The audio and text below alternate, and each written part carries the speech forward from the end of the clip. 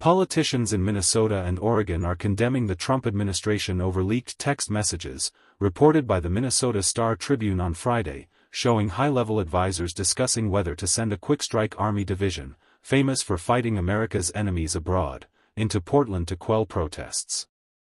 Some of the elected officials also criticized the administration for talking about sensitive government matters on the encrypted chat app Signal, while one of the advisors was in a crowded, public place where others could clearly see his conversations.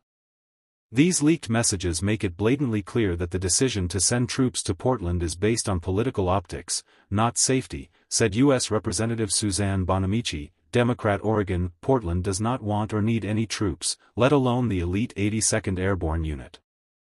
And it's absurd, and dangerous, that this incompetent administration is still discussing supposed national security plans on Signal. Portland has become ground zero over President Donald Trump's efforts to send troops into major metropolitan areas. Trump has publicly said the troops were needed to protect the city and ICE facilities from groups he recently designated domestic terrorists.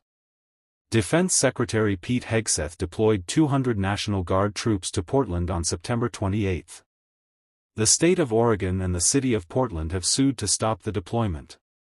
Oregon Attorney General Dan Rayfield said the administration is trying to normalize the use of military force in cities. Portland isn't a war zone.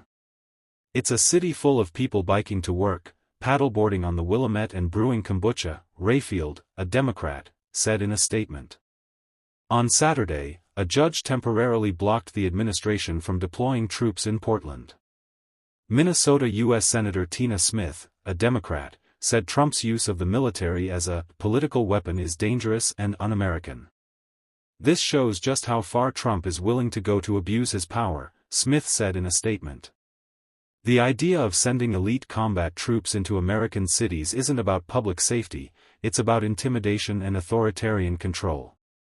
The Star-Tribune, which first reported on the chat's contents on Friday, has reviewed images of the messages. The chats show Anthony Salisbury, a deputy to White House top policy advisor Stephen Miller, talking to Patrick Weaver, advisor to Hegseth, and other federal officials in a series of text threads last weekend. Salisbury and Weaver discussed the prospect of deploying the Army's 82nd Airborne Division into Portland, a city Trump has labeled war-ravaged. According to Weaver, Hegseth wanted Trump to expressly tell him to send troops into Portland.